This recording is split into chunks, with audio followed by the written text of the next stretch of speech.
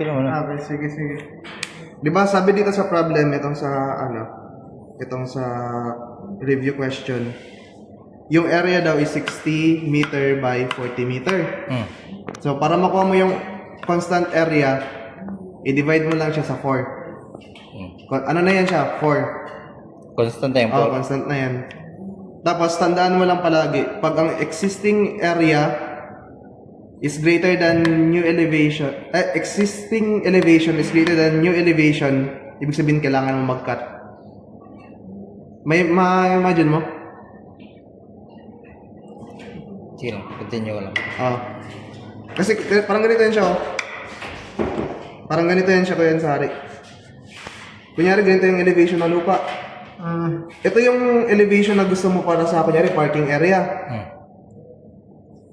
Tapos, syempre, mataas yung elevation dito. Kailangan mo ito siya i-cut. Parang ganun yung ano yun. Kung mababa itong area dito, kailangan mo ito mag-fill. Parang ganun yun siya.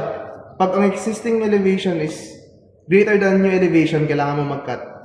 Tapos pag ang new elevation is greater than existing elevation, kailangan mo mag-fill. Ganun yung idea, parang ganito. So, di ba dito sa, sulatin mo yan.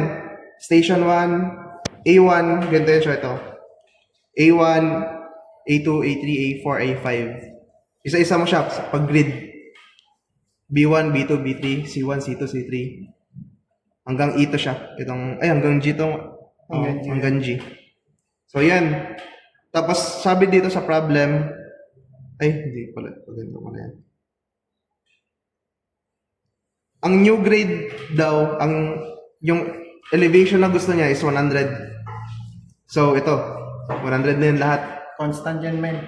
Constant yan, 100? Pag nakalagay dyan, kung ano yung gusto niya na elevation. Sige. Okay. Pero maglalagay talaga yan dyan. Kailangan talaga yan na makita yung new elevation.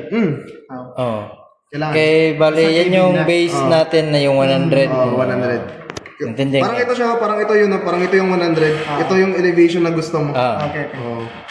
So, ang next na gawin is, isulat mo itong existing na elevation. Ito, nakasulat dito.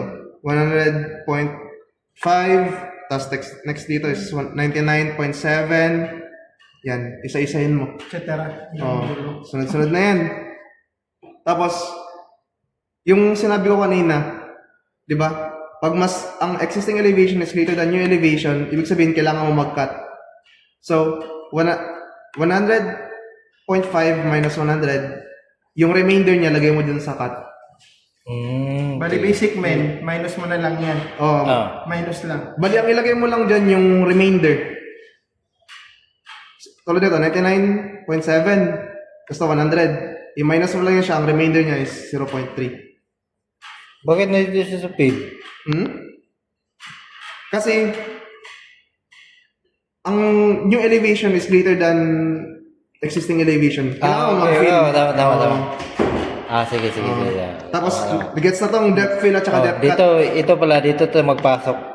Dyan yan siya ma-apply. Dito sa depth fill, depth cut. Tapos, itong frequency or area covered, ang dyan pagkaintindi. Ang frequency area covered. Kunyari, 1A. Ito man ang 1A. Ang area covered niya lang is ito. Yung isang block lang. Pag 2A naman, ang area covered niya dalawa. Diyan at saka ito. Tapos maging 2A? apat. 2A. 2A.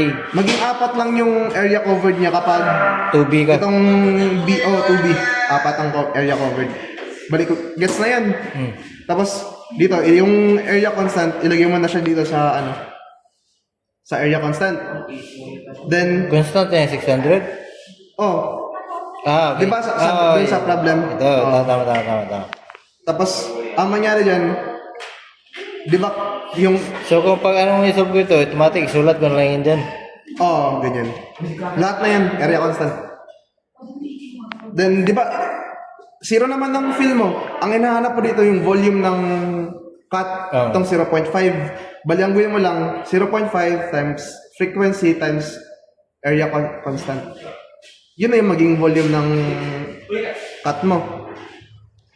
Tapos ito naman, ito siya. Volume ng cut, volume ng fill.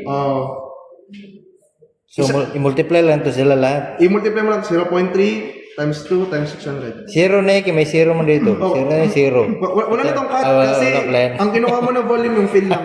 Oh. Parang ito, dito siya ang formula niya. Sige, sige. Ayan na, ganoon lang yun siya. Tapos after niyan, kunin mo yung total. Add mo lahat ng yung volume. Volume ng cut, volume ng fill. Tapos, pag Pag nakuha mo yung total, divide mo. total, siya, lagyan mo na yung total dito. Tapos convert mo siya into yard. Sige, may converter man. Oh, may converter man. Meter to yard. Oh, meter to yard. Ganun lang. Tapos yan na. Oh, Paano naman sa section? section. Teka.